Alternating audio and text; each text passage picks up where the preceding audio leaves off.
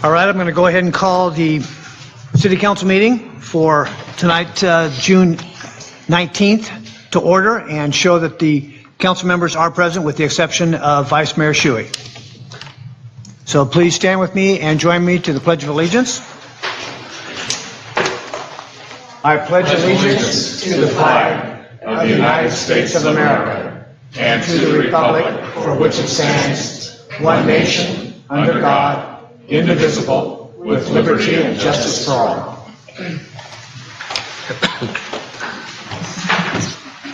Next up is the consent calendar, and I wanted to note that item G, we do have a language revision, and the revision is available upon request. And with that, do I have a motion for approval? Move approval. Second. Moved and seconded then that we approve the consent calendar as proposed. All in favor? Aye. Any opposed? No. Moving on to recognitions and presentations, we have none. And then reports. There was no planning commission meeting and no trails and landscape committee. So we go to city manager, and sitting in for city manager is Laura Hoffmeister, the assistant to the city manager. No report this evening. All right.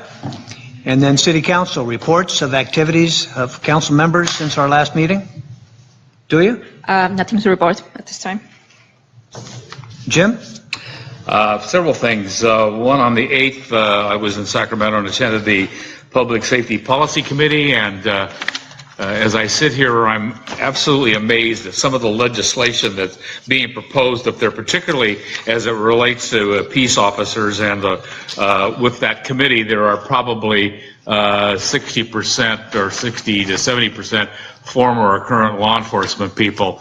And of course, they were not supportive of it because it was going to further restrict or provide restrictions for peace officers when they have to make a split-second decision in using any of their tools of the trade that they have. On the 13th, Wednesday the 13th, we had our first car show. It was completely full. I want to thank Councilmember Pierce for being out there to take a look at it, and we had a great turnout. Beautiful cars that some of the local residents bring out. We'll have our next one next Wednesday, a week from tomorrow, and it's at the downtown parking lot there between the Historical Society and the church office.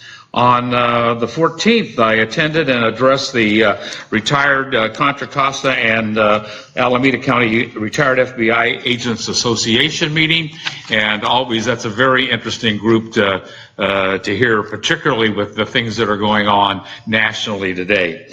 And then finally today, earlier today, myself and the security team for both the Art and Wine and the barbecue cook-off met with the chief of police and their officer in charge to discuss events that took place at the Art and Wine, which, happy to report, nothing happened, no events. They were very pleased with how everything went and the security that was provided from the private sector.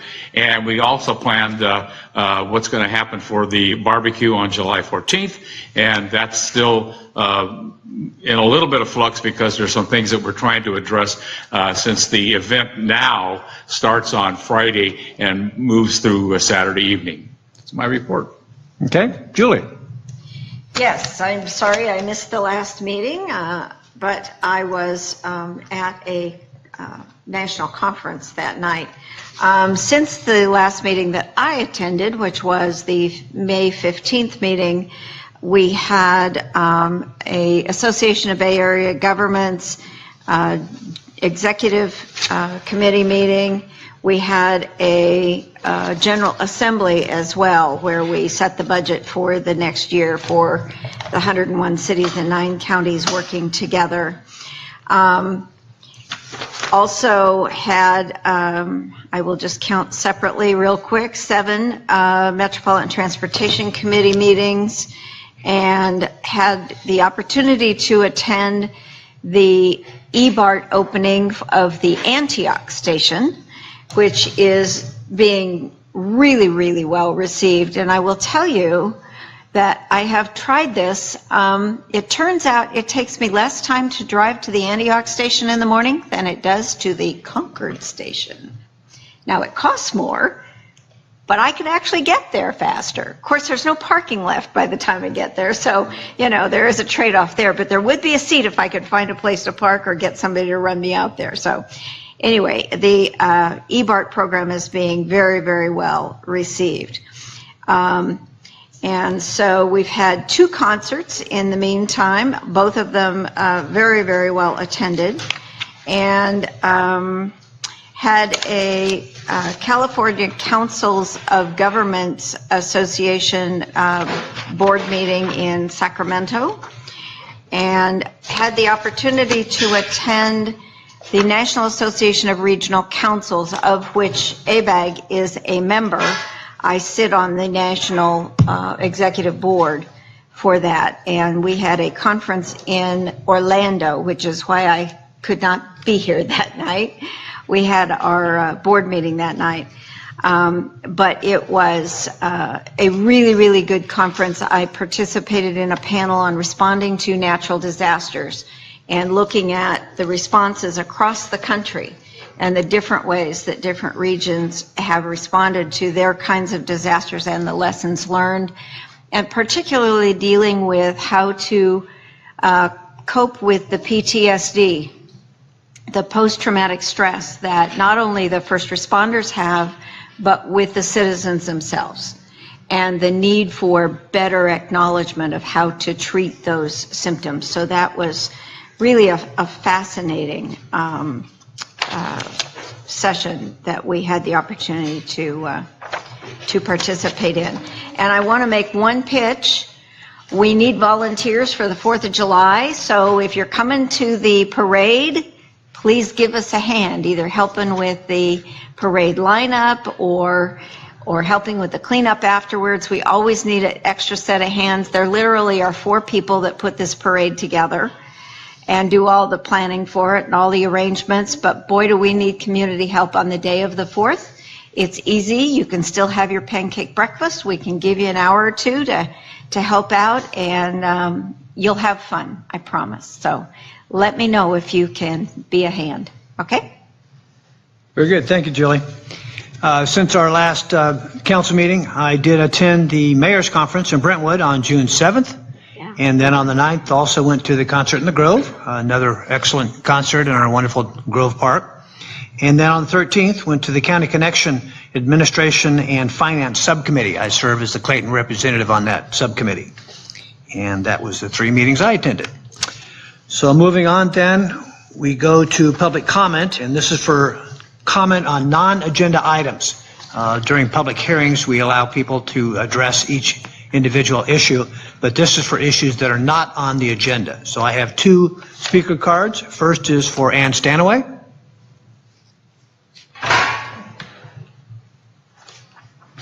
I'm Ann Stanaway. I'm at 1553 Haviland Place in Clayton. And as usual, I have my complaints about the fire lane situation.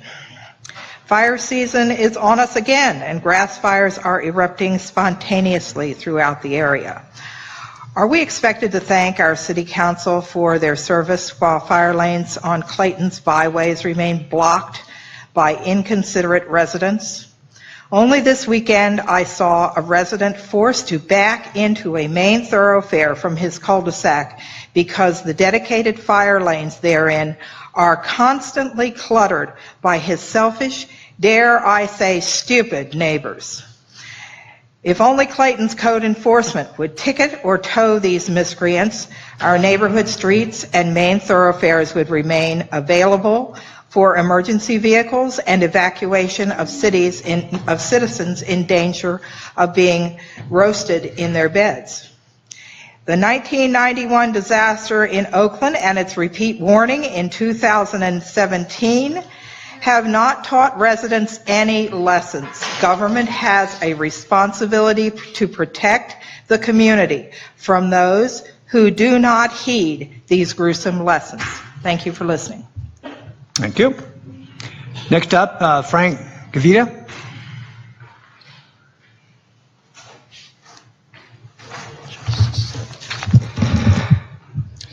Good evening, council members. Last month I was here and I spoke about the distrust issue on the part of citizens in our city council. The handling of the whole fulcrum issue brought out lots of issues. One of them was the distrust issue. I am troubled by that issue, as many citizens are. I know that it's gone now and they're gone, but we're still troubled.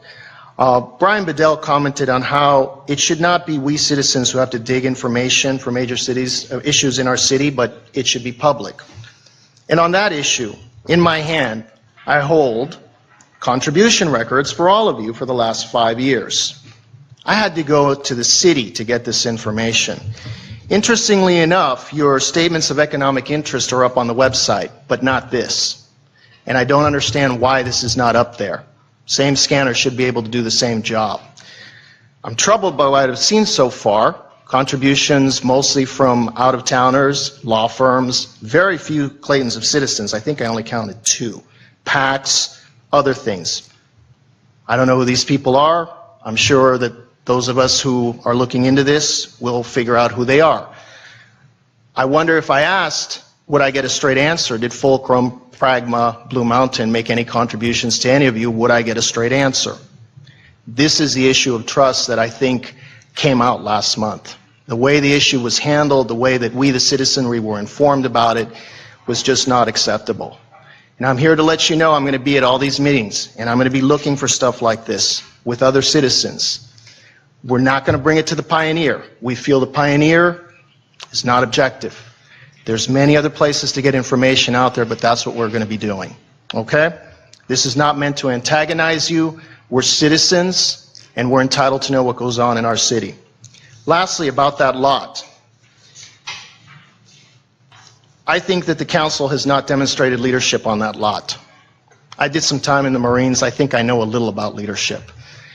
You guys have had years to deal with it, and you can't seem to come up with what to do with it. In your infinite wisdom, you bought it from a private citizen. Now, you don't own it, we the people own it. You bestowed a right upon us, and that right is that we get to use it for our festivals and events. We don't want that right sold for a few dollars that are going to go into the city's treasury when the city's treasury doesn't need that money. So that's another issue that's not going to go away, and we hope that you, as members of the community, one of you commented on that last month, that you're members of the community. You should have expected the backlash that came, and I'm troubled by the fact that you didn't. You voted 5-0 to give an exclusive agreement to Fulcrum. Think about what to do with that land, and think about how your citizens are going to react, because citizens don't want some big building there. I thank you for listening. All right, thank you.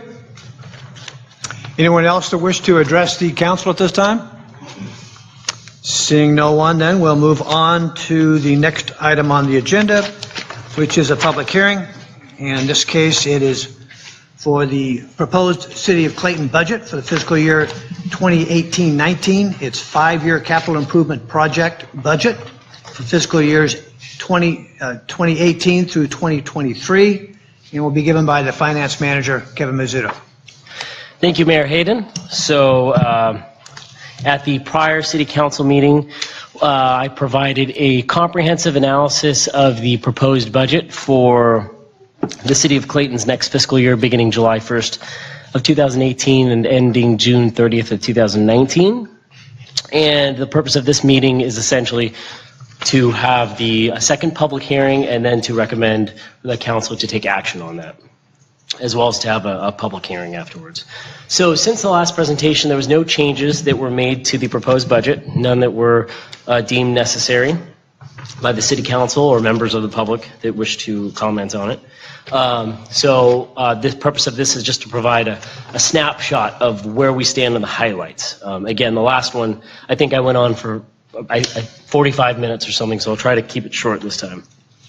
So the following is a 5-year trend analysis, a 5-year table of the last budgets for the city of Clayton, which includes the general fund, all other funds, like special revenue funds, internal service funds, enterprise funds, and all of those as defined by the GASB, as well as the capital improvement program and the successor agency, which is the private purpose trust fund that took over the RDA after the state dissolved that in January 1st of 2012. So the total budget of the City of Clayton is approximately $13.447 million, and there is a slight increase over the prior year adopted budget, and primarily that's a result of the establishment of the new RMRA fund, which is the Road Maintenance and Rehabilitation Account Fund for California Senate Bill 1, the additional gas taxes that were approved and are being allocated to local agencies. So those monies were deposited into a special revenue fund, number 202, included in the proposed budget, which is a new fund, which was not included in last year's adopted 17-18 budget. In addition, the second item explaining the increase is for the planned completion of 2 major street projects, as well as the completion of the El Molino sewer improvement project. So the 2 street projects, which we're going to get into in a later slide, is the Keller Ridge Collector Street, which is CIP number 10425, the 2018 Neighborhood Streets Project, CIP 10436, and then again the El Molino sewer upgrade, which is CIP 104-221. Another key item to point out is that the order of significance of each of the categories of funds is consistent with the prior year adopted budget. So there hasn't been any significant changes in direction or policy from the last year's adopted budget to the current one.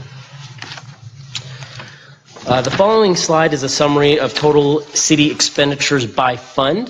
The exception is this pie chart excludes the city's capital improvement program. And the reason for that is because that's kind of a non-operating fund, and it fluctuates greatly depending on how much funding is available, and we discussed that in greater detail in a later slide, as well as all the fiduciary funds. And the reason for that is that fiduciary funds are essentially not part of the normal city's operating budget. The city acts as a trustee for non-city debt or other assets for specific beneficiaries. That would include like benefit assessment districts that benefit just specific parcel owners that form that to build a bridge or to build the High Street Bridge, for instance, or the sewer improvements in specific areas that only benefit certain constituents. So over 2/3, or approximately 68%, of the operating budget for next fiscal year is attributable to 2 funds, which is consistent with most of our years here because we have the 2 largest funds that make up the operations, and that is the general fund at 50.87% and the landscape maintenance district at about 17.4%, which accounts for the recently extended Measure H for the landscape maintenance district downtown. So as usual, the largest is the general fund because it's the primary driver for essential basic public services, which includes public safety, planning, engineering, maintenance and operation of the Clayton Community Park, general maintenance for the City Hall, the Courtyard, and other public facilities that don't have a special revenue source like the Downtown Grove Park or the Landscape District, as well as the, the library maintenance and operation for just the building, as well as the extended operational hours for that facility. So the next slide summarizes essentially what is the bottom line for the general fund next fiscal year. Are we wealthier? Are we better off? Or are we less good off? So ultimately the answer is the city is better off, and the budgeted fiscal year 2018-19 operational excess is approximately $102,000. That's essentially a net increase in general fund reserves, which results in an ending general fund reserve balance as of June 30th of 2019 of about $5.55 million. One important thing to note, when we look, there's a little asterisk at the beginning fund balance at the top there, that $5.45 million. And a key thing to note with that is we're opening up the year next year with a undesignated reserve balance that is approximately 1.19 times the size of the proposed budgeted appropriations for next fiscal year for the general fund. So comparatively, that's an indicator of being in a very strong financial position. For a city of our size, like I always emphasize every year, that's important. You can't look at other larger cities like the city of Concord or city of Pleasant Hill, who they may have 50% of a reserve compared to their operating budget. So for us, as we've experienced in the past, there could be an incidence where there's a massive landslide. Maybe FEMA funds aren't going to cover that whole thing. So it's important to maintain a strong reserve balance. What is a strong reserve balance kind of depends on policy direction, but I believe that it has grown over time because of action to specifically grow it as like a, essentially an internal insurance reserve fund. So one key thing is that excess, the $102,000 for next year. At the time of budget preparations, when we were crunching the numbers from April through May, we didn't have the final results of the Police Officers Association agreement. So that assumes status quo for POA labor negotiations. As I understand, that was proposed to the City Council this evening for a 3-year agreement covering the next fiscal year 2018-19, 19-20, and 21. So because it's not incorporated in any of the assumptions in here, you would essentially have to take this and subtract whatever the impact is of the first year of the labor agreement. But from the numbers I did see in the staff report, working with the city manager, we still have about a little over half of that once we incorporate the next labor agreement for our police officers, which is a good sign. That's what you want. This slide provides a summary of the capital projects proposed in the Landscape Maintenance District Special Revenue Fund number 210. So all of the projects, the capital projects, are consistent with last year, which is an unfortunate statistic to point out, that they are rollovers. But ultimately, that was a little out of our control. During the year, there was a shift of priorities during fiscal year 17-18 because there was unexpected turnover in the city maintenance department as well as the city engineering department, where we lost the department heads and a substantial amount of institutional knowledge that goes with that. You could call it brain drain. So the city did recruit new, very qualified individuals with a long track record of success to those positions, and therefore we are reappropriating those projects and are very hopeful to get those accomplished next fiscal year. So one statistic to point out too, with the total proposed capital project expenditures in that fund at $487,000, is that makes up approximately 1/3 or 31% of the Landscape District's proposed appropriations for next year, which kind of indicates that the fund is actively trying to reinvest into the community. It's not being siphoned off into general fund operations or anything else. And there are intentions to use it to improve the area, which includes the large downtown planners project up there, as well as the removal of 18 eucalyptus trees at $185,000. This slide provides a summary of the proposed projects in the capital improvement program. And the total approved appropriations in the CIP fund, we call it, is approximately $2,746,000. And the projects making up the biggest chunk of that $2.7 million are largely street improvement projects. Pointing them out on the schedule is the 2018 Neighborhood Streets Repave Project, where the contract was awarded in the previous City Council meeting, as well as the Keller Ridge Collector Street Rehab Project, which was also a contract that was awarded in the prior City Council meeting. And then the third street project that's being planned is the Pine Hall Road Upgrades Project. However, those expenditures are only at $50,000 for next year because it's only expected to be in the planning and design phase, because additional funds will become available for that project in fiscal year 19-20 when the city is eligible to receive OBAG 2 monies through Contra Costa Transportation Authority. So we're trying to time those expenditures with the federal monies when those become available. So ultimately, those 3 projects are fully funded by local and external sources, which includes Measure J, HUDA, which is the traditional gas tax, and then we have the new RMRA SB1 gas tax monies that were new this fiscal year. The remainder of a $1.2 million Measure J grant, as well as the federal grants that we just discussed from CCTA, which is local streets and roads shortfall monies. Another item to point out in the CIP budget for next year is that $100,000 improvement project for the Clayton Community Park lower field rehab. Currently in the CIP, only half of that has been only 50% of the funding, or $50,000, has been earmarked by the City Council as proposed by staff, and the other half will be addressed. The funding will be addressed during fiscal year 18-19. Once we see what additional funding is available. It originally was budgeted to be $50,000 with our old city engineer's estimate, but when putting together the new proposed budget for next year, our new city engineer had kind of felt that those figures were a little bit optimistic. So we increased it for now. We wanted to show the more reasonable appropriation amount, but we still do need to identify the other source of funding for that.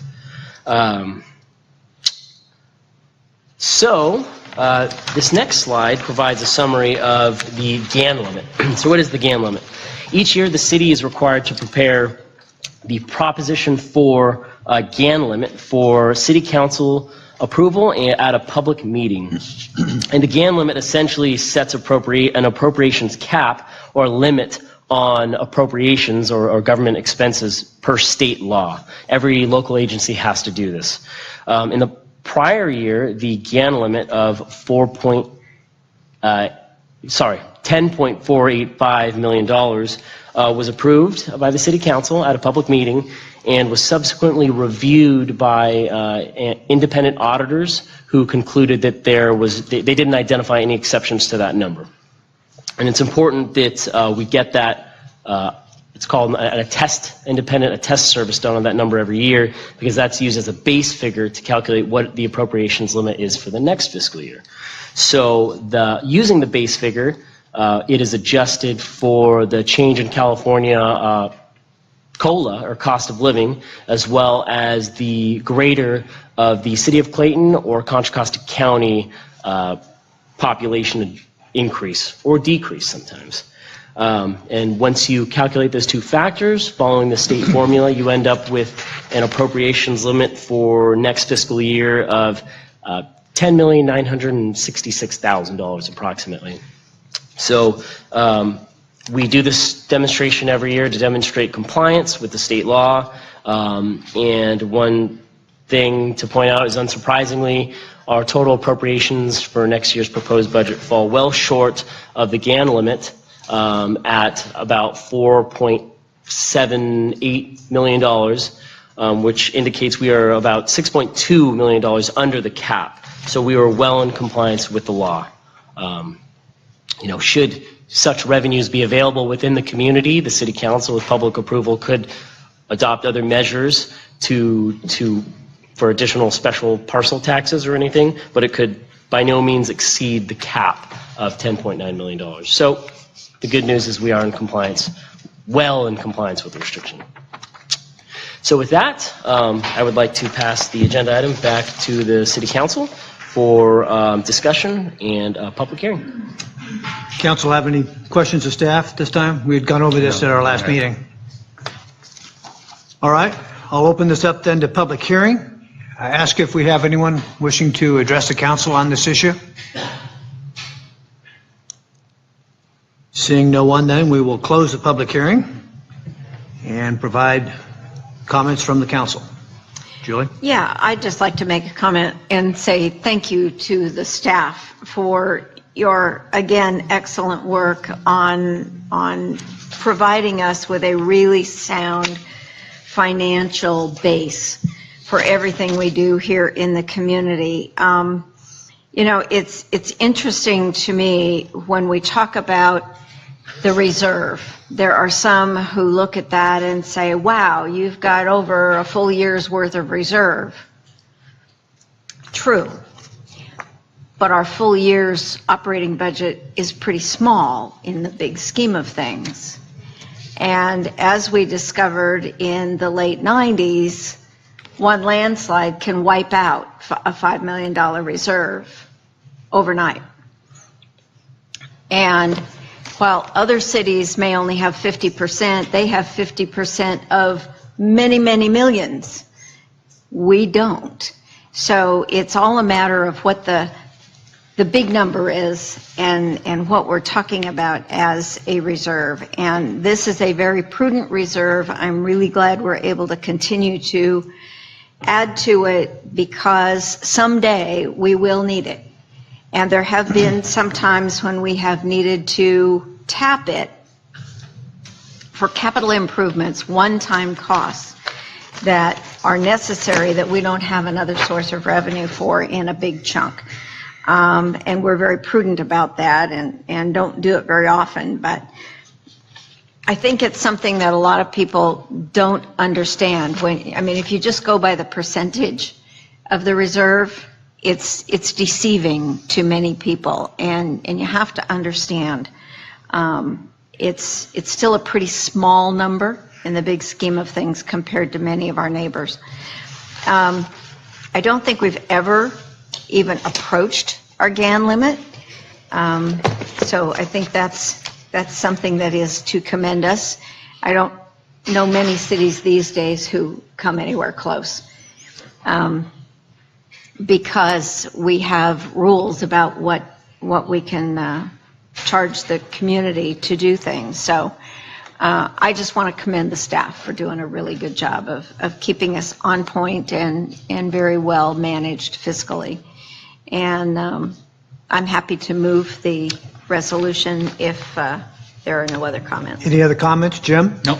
I'll do a second, but I want to make a couple comments as well. I had a note also to make a comment about the reserve, which, as a figure, as you mentioned, 1.19% sounds very healthy and it is great, but as an amount is not big. And I was going to bring up the example of the city of Moraga, or the town of Moraga, and they recently had some issues with a bridge and a sinkhole, and now they're at very interesting times in trying to figure out how to pay for those, and our budget is not that large either.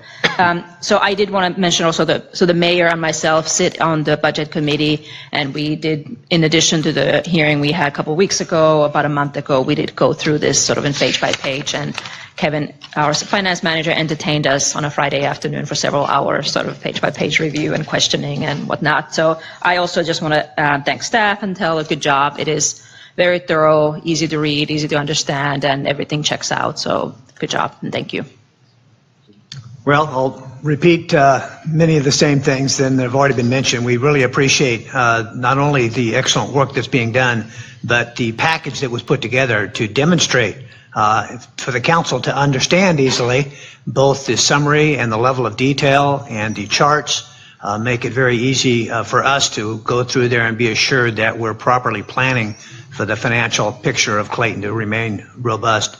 And all of us are impressed with the idea that we do have this 1.13 times our general fund budget in reserve, because we've heard horror stories about some cities that get hit with a major expense or revenues go down and they dip way into reserves and in some cases have to declare bankruptcy.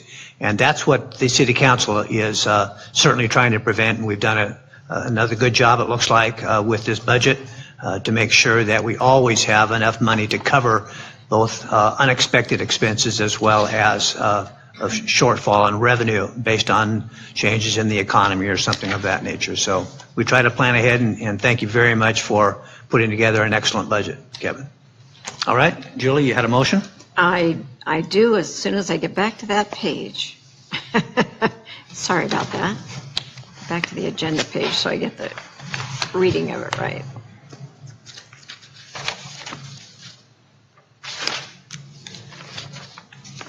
I would move adoption of the resolution approving a city budget for fiscal year 2018-19 and the 5-year CIP budget for fiscal years 2018 through 2023. And I'll second that. It's been moved and seconded then that we approve the budget as submitted this evening for our approval. All in favor? Aye. Anyone opposed? No? Thank you very much. Budget is approved as proposed. Next item under public hearings is a proposed real property tax assessment for fiscal year 2018-19 for the Diablo Estates, Clayton Benefit Assessment District, also known as BAD, and consider the adoption of a resolution setting, ordering, and levying the annual assessments. A report from our city engineer, Scott Ullman.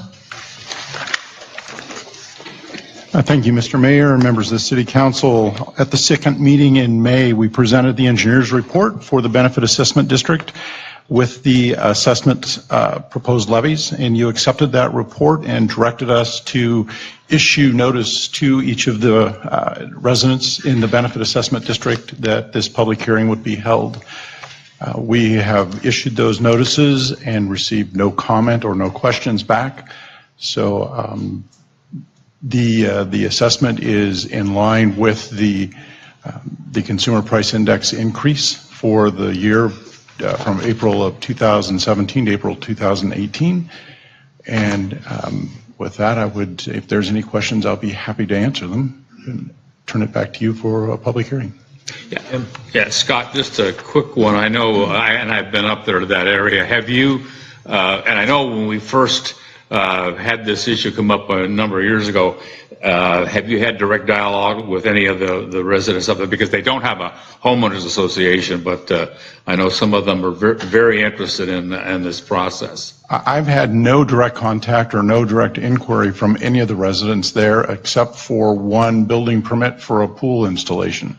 And that was the only interaction I've had. I've had lots of interaction with the management firm that we hired, and have had good interaction and good results with them and how they've cared for the properties. But as far as direct inquiries, no, none. Okay, thank you.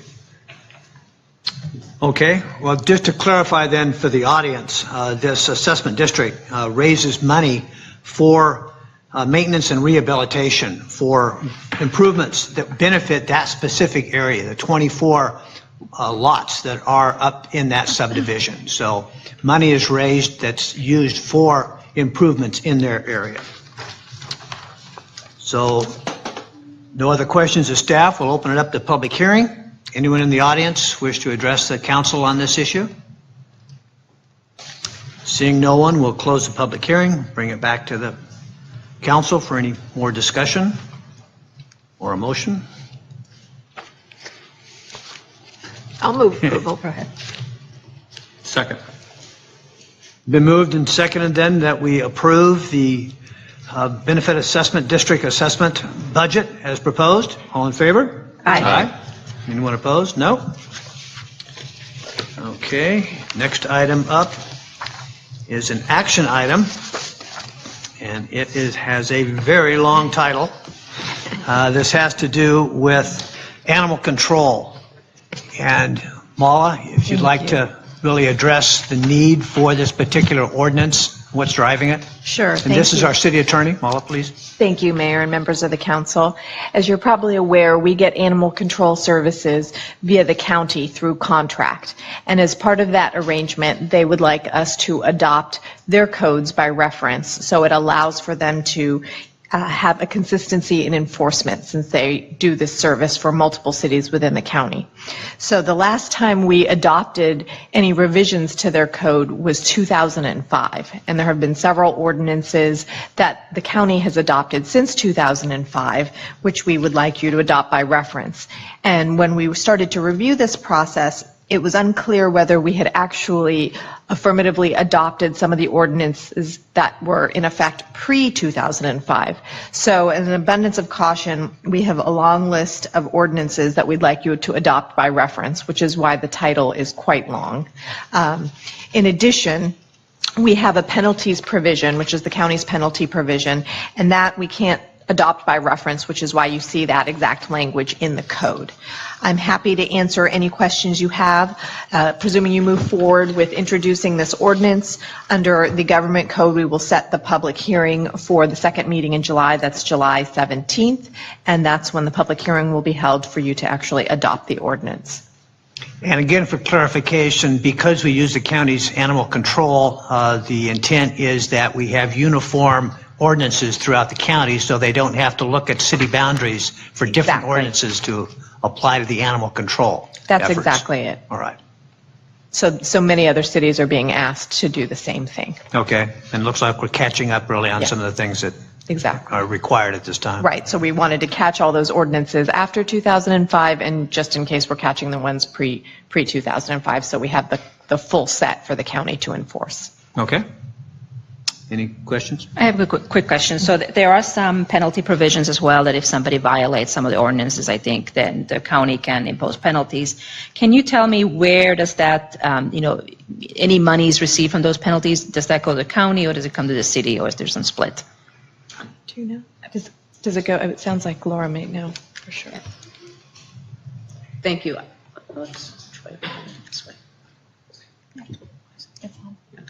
Thank you. As I understand it, because it is a county fine or penalty, the county would be the recipient of those revenues, and they're the ones who are doing the work. It's not the city staff that's implementing or enforcing those codes. Okay. Any other questions, staff? All right, I'll go ahead and open this up to public hearing. Receive any comments from the audience addressing this issue? Seeing no one, we'll close off the public hearing portion and bring it back to council. I would move to have the city clerk read ordinance number 482 by title and number only and waive further reading. Second. Been moved and seconded that the city clerk read the motion of 482 for introduction. All in favor? Aye. Anyone opposed? No? All right.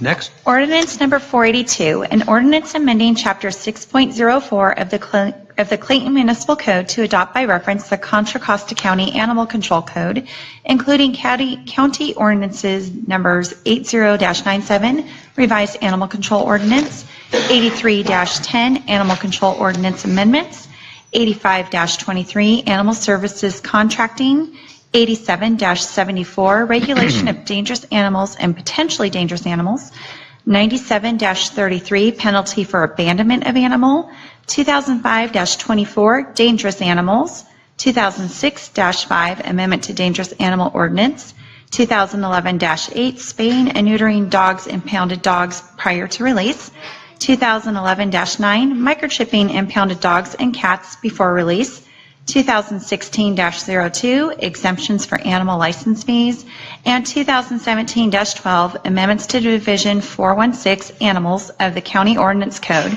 and adopting penalties therefore as provided in County Ordinance numbers 97-33 and 2017-12. Thank you very much for reading that. Okay. I would move approval of ordinance number 482 for introduction with the finding that this action does not constitute a project under CEQA, and this activity will not have a significant or physical change to the environment. Second. Been moved and seconded then that the ordinance 482 be approved for introduction with the findings as indicated. All in favor? Aye. Anyone opposed? No? I would also move to set July 17th, 2018 at 7 p.m. in this room, Hoyer Hall of Clayton Community Library, as the date, time, and location of a public hearing to consider the adoption of ordinance number 482. Second. Been moved and seconded then that we set July 17th, 2018 at 7 o'clock in this hall, Hoyer Hall, as a time, date, and location for public hearing to consider the adoption of this ordinance 482. All in favor? Aye. Anyone opposed? No? All right. Approved. Thank you very much. Next item then is the City Council's discussion and determination of 3 city appointments to the Clayton Planning Commission for 2-year terms starting on July 1, 2018 through June 30th, 2020. And this is based on interviews that were conducted earlier this evening. We actually will open this up to public comment. If anyone in the audience wishes to address the City Council on this item. And seeing no one, then we'll bring it up to Council for discussion and adoption. It does require a resolution. Yes, it does, and I'll kick it off. This evening, we had a chance to talk with the 3 planning commissioners who have been serving for the last 2 years, and all of them are relatively new. And so it was good to touch base with all of them, I think, and get a feel for how they feel they are doing on the Planning Commission. I was very impressed with all three of them. All of them, for different reasons, have really risen to the position and done a really, really good job. We also had a new applicant who was very impressive, and it's hard to decide, and we don't generally take someone out of a seat if they're doing a good job, and they're all doing, I think, an exceptionally good job. So I would, we have a resolution here. I would suggest at this point, pending comments from the rest of our council members, that we reappoint Bassam Altwall, William Gall, and Carl Wolf, and invite Kevin Dern to please come and work with us on the Trails and Landscaping Committee and get even more involved. I think he will be at some point a very good planning commissioner in the future, or some other position as well. He's just really a sharp guy, and I think the city could do well to take advantage of his talents if we possibly can. So that's my suggestion to my colleagues. I would add that in interviewing and discussing with the three incumbents, we don't normally attend. In fact, I think there's probably a good reason we're not allowed to attend the Planning Commission meeting, that all are doing a very good job in the issues that they have coming before them. Each one of us on this council here present all served at one time in our history here with the city on the Planning Commission, and it's a good entry point into getting involved deeply in the city. And I agree with Council Member Pierce regarding Kevin Dern. Another good entry point, and we have openings on the Trails and Landscape Committee, and he would be an excellent candidate for that, and would help fill out the vacancies that exist on that. So I support that as well. So I'll add a couple of things. So I actually had the pleasure of serving with the three current incumbents for about a period of 5 months before being elected to the city council. So I had an opportunity to sit with them in some planning commission meetings when all of them had just actually been appointed, so they're very new. But tonight, when we discussed with the three incumbents as well as the fourth applicant, I was also very impressed by the three incumbents. I do think that they're all very dedicated to the task in terms of what it takes to read materials and visit the sites and whatnot. And I do think that they all also understand kind of what it involves in terms of the task. So I would be supportive of the motion as well. And I do hope as well. I was very pleased to see that there's another candidate also applying, and I would hope also that they would potentially seek appointment to the Trails and Landscaping Committee, which would be another great task. Good, thank you. Well, I'll echo the nice comments made by my colleagues here on the council, and also add that the Planning Commission does operate separately from the council. They do give reports after meetings, so we do get to read the minutes of actions taken and also get the reports, so we get to see the Planning Commissioners explain why they made decisions and answer questions, and all of them have done a good job in explaining what they were able to accomplish, action taken in their meetings, and also answered the questions indicating their desire to continue serving on the commission. So we were very fortunate that all three of the incumbents and one new applicant applied. As many cities have difficulty filling these types of positions, so we're very fortunate here in Clayton that we have an involved group of citizens that volunteer to help out the city. So I want to certainly echo the recommendation made that the three incumbents continue on. We did have public comment earlier. Just a question about. A question? About, Come up. Go ahead. It's just a simple question about the Planning Commission. Is that a paid position or an unpaid position? Is it a volunteer position? They do receive a small stipend for the expenses expected to be incurred as they drive around and inspect throughout the city any proposed development. So it overwhelmingly is a voluntary position? Yes. You're just their expenses. Okay. Yes. Good to know.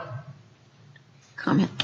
Comment? To further respond to that question, I would just say that generally, not always, we've had an unusually quiet year until recently on the Planning Commission, but generally, the Planning Commissioners spend upwards of 20 hours a month preparing, going through packets, learning about plans, suggestions, ordinances, things like that.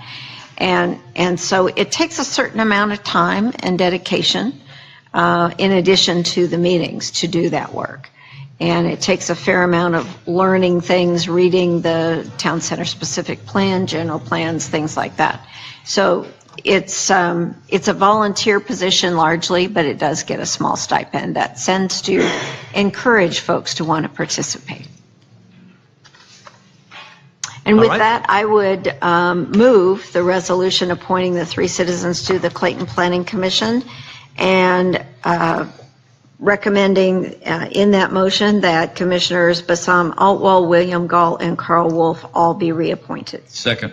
Been moved and seconded that the 3 incumbent be reappointed. All in favor? Aye. Anyone opposed? No? Very good. Well, thank you very much. And I will reach out to Kevin Dern and explain some opportunities that exist for him to Yeah, I don't want to become lose him. involved. Yes, yes.